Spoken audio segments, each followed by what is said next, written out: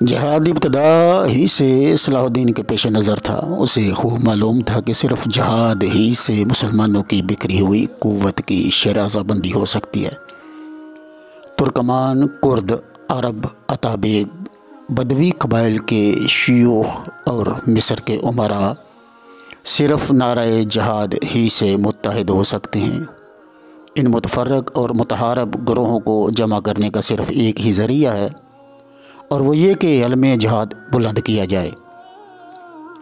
چنانچہ اس کی طرف سے خلیفہ بغداد کی خدمت میں ایک عرض گزارش پیش کی گئی، جس میں اس نے صلیبی حملہ آوروں کے خلاف اپنے کارناموں کے تذکرے کے بعد اپنے عزم جہاد کا اعلان کیا تھا۔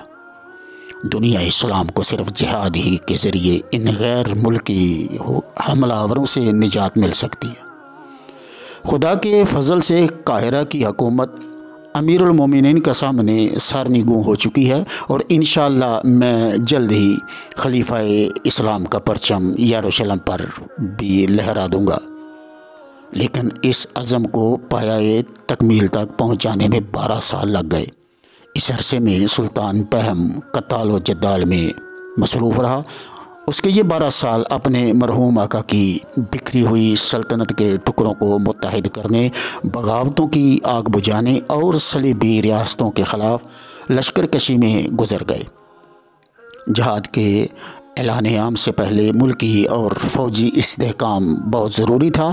صلاح الدین نے نہایت تدبر اور دانشمندی سے شام اور مصر کی قوتوں کو متحد کر لیا تھا۔ وہ اسلامی دنیا کی سیاسی روایت سے آشنا تھا کہ صرف دست شمشیر زن ہی عصائے حکومت سنبھال سکتا ہے۔ اس نے کئی بار اپنے مسلمان حریفوں کے خلاف بھی فوج کشی کی، لیکن اسے مسلمانوں کے خلاف شمشیر آزمائی نہایت ناگوار گزر تھی۔ وہ ہمیشہ اس وقت تلوار اٹھاتا جب مثال حد کی ہر تدبیر ناکام ہو جاتی۔ بیکار خون ریزی سے ہمیشہ اجتناب کرو، کیونکہ خون کبھی بھی رائے گاہ نہیں جاتا۔ تمہیں اپنی رعایا کے دلوں پر حکومت کرنی چاہیے۔ چند سال بعد سلطان نے اپنے بیٹوں کو وصیت کرتے ہوئے اپنی زندگی کا یہ زرعی اصول ان کے سامنے بیان کیا تھا۔ اہل دمشق نے صلاح الدین کا پرجوش خیر مقدم کیا اور شہر کے دروازے کھول دیے، لیکن اس کے چند ہم وطن اتابک سرکشی پر آمادہ ہو گئے۔ انہیں سلطان موصل کی حمایت حاصل تھی۔ وہ اعلیٰ پائے کے شاہ سوار اور بے خوف جنگ آزما تھے۔ ایک مرتبہ وہ کرن الحما کے میدان کے قریب سلطان کی فوج پر اچانک ٹوٹ پڑے، اور دوسری مرتبہ انہوں نے قلعہ حلب کے سامنے پھیلے ہوئے گندم کے سرخ کھیتوں میں ایک خون ریز معرکہ برپا کیا اور سلطان کی فوجوں سے شکست کھا کر بھاگے۔ بالآخر مجبور ہو کر صلاح الدین نے مصلحت کوشی ترک کر دی اور سرزمین شام کو اعلانیہ طور پر اپنی قلمرو میں شامل کر لیا۔ خلیفہ بغداد نے شام پر اس کے تسلط کی توثیق کر دی اور اسے خلعت و علم مرحمت فرمائے۔ اس عرصے میں ایک خوفناک دشمن اس کے خلاف صف آرا ہو گیا۔ قاہرہ کو مفسدوں اور مجرموں کے اڈوں سے پاک کرنے کی مہم میں اسے اسماعیلیوں کی خفیہ آماجگاہ کو بھی تباہ کرنا پڑا۔ اس کے بعد اسماعیلی اس کے پکے دشمن بن گئے۔ انہوں نے سوڈانی شر پسندوں کو بغاوت پر اکسایا۔ صلاح الدین نے فوراً بغاوت کچل دی اور شہر کے دروازوں پر سرگنوں کو سولی پر لٹکا دیا گیا۔ اسماعیلیوں کی عظمیت کا بدلہ لینے کے لیے فدائی میدان میں اتر آئے۔ وہ صلاح الدین کو قتل کرنے کے دربے ہو گئے۔ فدائیوں کی پہلی قاتلانہ کوشش کو صلاح الدین کے محافظ دستے کی ہوشیاری نے ناکام بنا دیا۔ ہر ایک کو خیمہ سلطانی میں داخل ہونے کی اجازت تھی۔ وہ کسی کو باریابی سے نہ روکتا۔ ایک دن ایک چھوٹی سی برقع پوش لڑکی آئی۔ اس نے نقاب اٹھا کر کہا، میں سلطان نور الدین کی بیٹی ہوں۔ سلطان نے نہایت متانت اور تپاک سے اس کا خیر مقدم کیا اور پوچھا، میں آپ کی کیا خدمت کر سکتا ہوں؟ وہ بولی، مجھے اعزاز کا شہر بخش دیجیے۔ سلطان نے وہ شہر بلا تعامل سلطان نور الدین کی صاحبزادی کے حوالے کر دیا، جسے اس نے جان پر کھیل کر صبر آزما محاصرے کے بعد فتح کیا تھا۔ سخاوت اس کی فطرت میں تھی۔ ایک تذکرہ نویس اس کی بے مثال سخاوت کا یوں حال بیان کرتا ہے کہ سلطان اپنے شاہی استبل کے سارے گھوڑے لوگوں کو بخش دیتا، اور کبھی کبھی تو وہ اپنی سواری کا گھوڑا بھی کسی کو دینے کا وعدہ کر لیتا۔ سلطان صلاح الدین حسب معمول اپنے خیمے میں بیٹھا تھا کہ 3 مختلف وضع کے مہمان وارد ہوئے۔ وہ تینوں فدائی سلطان پر ٹوٹ پڑے۔ سب سے پچھلے کو تو محافظ کی تلوار کے وار نے گرا دیا، لیکن باقی کے 2 سلطان پر حملہ آور ہو گئے۔ پہلے نے خنجر کا وحشیانہ وار کیا، جو سلطان نے بڑی تیزی سے روک لیا اور پنہترا بدل کر کھڑا ہو گیا۔ اتنے میں اس کے فولادی خود پر دوسرے خنجر کی تیز ضرب لگی، اسے گردن پر معمولی زخم آیا، لیکن پیشتر اس کے کہ حشیش کے نشے میں چور فدائی اپنے ناپاک ارادے میں کامیاب ہوتے، سلطان کے محافظوں نے لپک کر انہیں پچھاڑ دیا، ان کے ہتھیار چھین لیے، انہیں سخت اذیتناک عذاب دے کر اعتراف جرم کروایا گیا اور بعد میں ان کے سر تن سے جدا کر دیا گئے۔ انہوں نے اعتراف کر لیا کہ ہمیں شیخ الجبل نے اس کام کے لیے مامور کیا تھا۔ دوسرا حملہ سلطان کے تحمل اور اس کے امراء کی برداشت سے باہر تھا۔ ساری فوج کو صف در صف کھڑا کیا گیا اور جس سپاہی کی وفاداری کی تصدیق نہ ہو سکی اسے فوراً باہر نکال دیا گیا۔ پھر فوج نے حشیشین کی کمین گاہوں کا رخ کیا، جو اسامہ کے وطن سے مغرب کی جانب طویل وادی ہما اور سمندر کے درمیان پہاڑیوں میں واقع تھیں۔ یہ کوہستانی سلسلے چیڑ کے جنگلوں سے سیاہ نظر آتے تھے۔ چٹانوں کے سبز کناروں پر نیم وحشی مویشی چرتے رہتے، دور بلند چوٹیوں پر سادہ قلعے بادروں میں معلق دکھائی دیتے۔ صلاح الدین کے سواروں نے وادی کو تاخت و تاراج کیا۔ وہ مویشیوں کو ہنکاتے ہوئے دامنے کو میں پہنچ گئے، جہاں دیہات کے کچے مکانوں کی پست چھتوں سے اوپر سنگلاخ اور دشوار گزار چٹانوں کے دائرے میں ایک مضبوط قلعہ تھا۔ ان عمودی چٹانوں کے اوپر قلعے کی 60 فٹ اونچی 2 دیواریں کھڑی تھیں۔ یہ مسیاف کا قلعہ تھا، جو بلاد شام کے فدائیوں کی قوت کا مظہر اور مرکز تھا۔ شامی فدائیوں کا سربراہ شیخ رکن الدین تھا۔ یہ مشہور تھا کہ وہ دن کے وقت مسیاف کی 4 دیواری سے کبھی باہر نہیں نکلتا، البتہ رات کو اس کے تصرف روحانی کا یہ عالم ہوتا ہے کہ وہ ہر مادی رکاوٹ کو غیر مرئی طور پر عبور کر لیتا ہے۔ فدائی اسے انسان کے بجائے زندہ خدا سمجھتے تھے، کیونکہ کبھی کسی نے اسے کھاتے پیتے سوتے حتیٰ کہ تھوکتے ہوئے بھی نہ دیکھا تھا۔ چٹانوں کی عمودی بلندی پر ایستادہ قلعے کی مضبوط فصیلیں ہفتہ بھر صلاح الدین کے آلات محاصرہ کا منہ چڑھاتی رہیں۔ اس محاصرے کا کیا انجام ہوا، اس کے متعلق مختلف روایات ہیں۔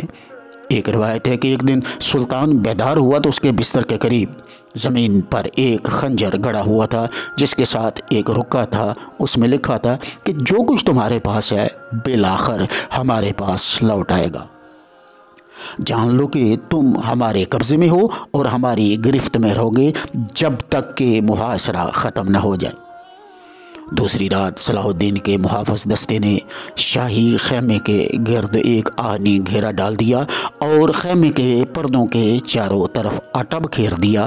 انہوں نے صبح دیکھا کہ سلطان محفوظ تھا، کیونکہ رات بھر کسی مشکوک شخص کی صورت نظر نہ آئی تھی۔ بھلا کوئی آدمزاد بیدار محافظوں کے نرگے میں کیوں کر گھسنے کی کوشش کرتا؟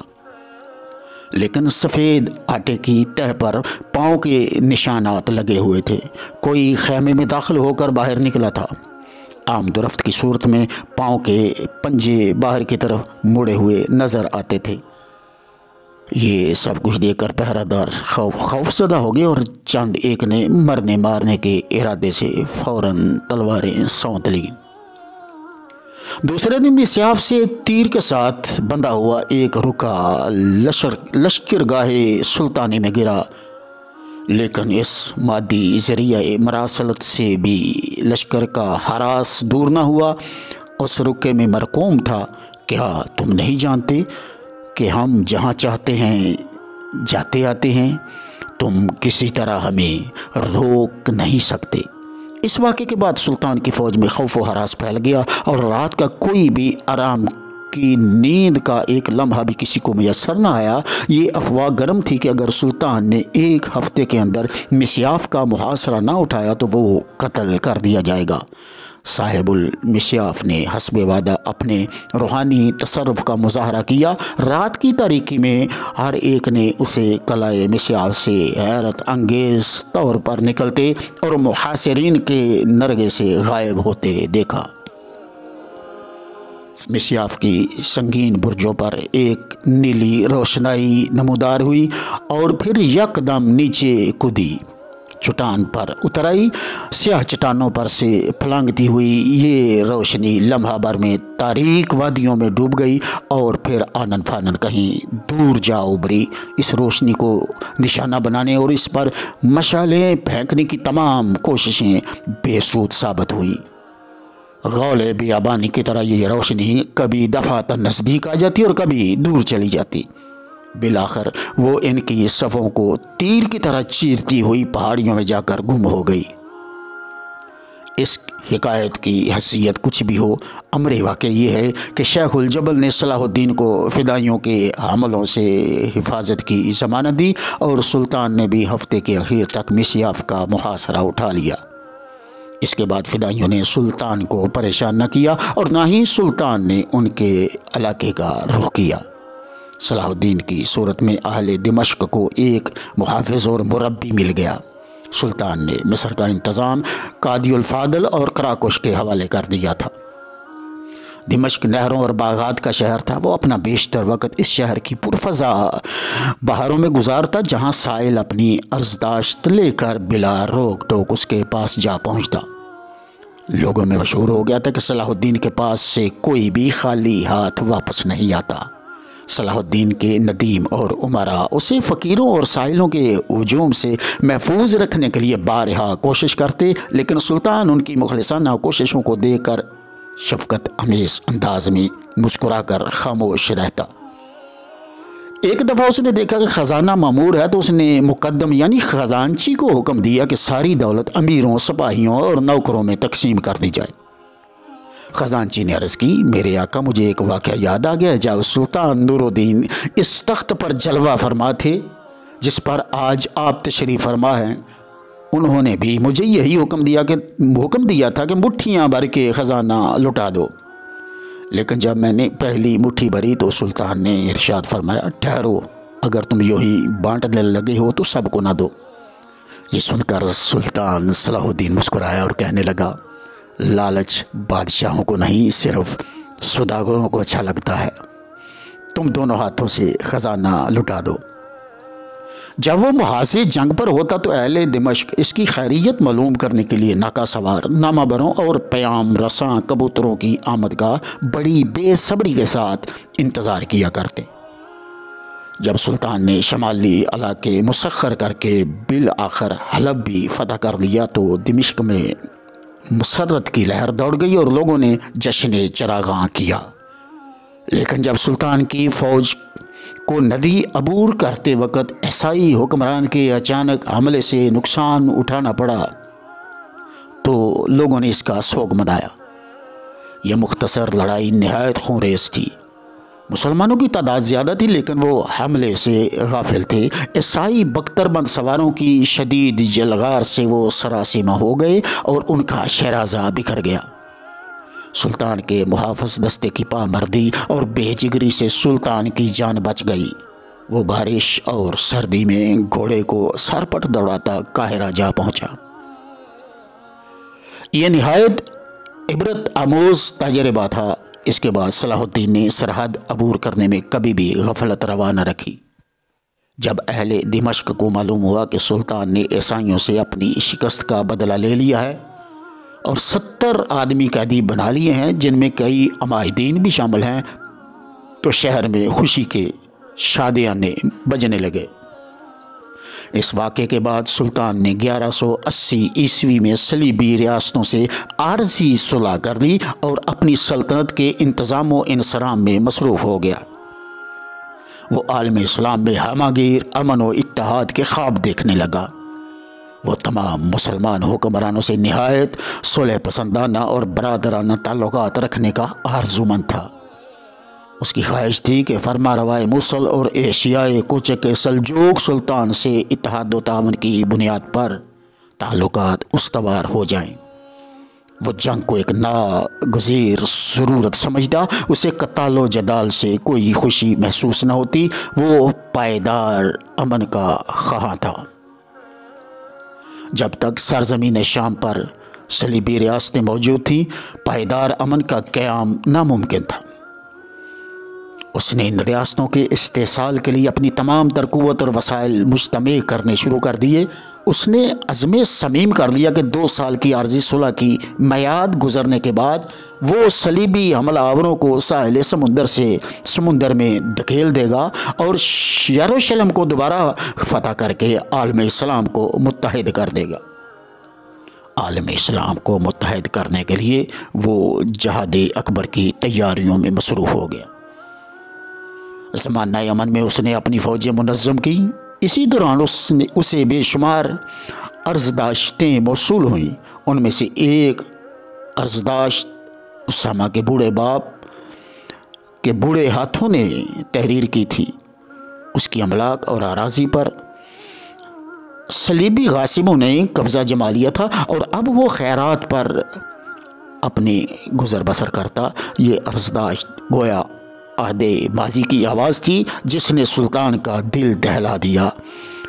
سلام دعا کے بعد تحریر تھا: ہمارے مولا الملک الناصر صلاح الدین کو اللہ عمر دراز عطا فرمائے اور اسے ہر قسم کے شر سے محفوظ رکھے۔ اللہ تعالیٰ سلطان معظم کو اس دنیا میں اور دار الآخرت میں جزائے خیر عطا فرمائے، جس نے اپنے کرم سے ایسے درماندہ حال پر رحم کھایا جو اولاد اور دولت سے محروم ہو چکا تھا۔ اس نے لکھا کہ جس نے اس بے کس و بے نوا کو اس کے دور افتادہ وطن سے بلایا اور اس پر نعمتوں کے دروازے کھول دیے، جس نے نہایت کرم سے اسے عزت و شرف سے نوازا اور جس نے اس کی دستگیری کی جس کا اس دنیا میں کوئی سہارا نہ تھا، اللہ تعالیٰ اسے دین و دنیا میں نصرت عطا فرمائے۔ جس نے کمال فیاضی سے مجھے ان خدمات میں یوں شمار کیا جیسے وہ خود شاہد رہا ہو، جس نے انتہائی لطف و کرم سے اس وقت تحفے ارسال کیے جب میں رات کو محو استراحت تھا تاکہ مجھے یہ تحائف وصول کرنے کے لیے اٹھنے کی بھی زحمت نہ ہو، جس نے مجھے دوبارہ وہ عزت بخشی جو زمانے نے مجھ سے چھین لی تھی۔ اللہ تعالیٰ سلطان کا حامی و ناصر ہو، جس نے سلاطین سلف کی روایات تازہ کر دی ہیں، جس نے خاندان ایوبی کو مستحکم بنا دیا ہے اور جس کی شمشیر سے سلطنت اہل اسلام کے لیے ناقابل شکست حصار بن گئی ہے۔ سبحان اللہ رب العالمین۔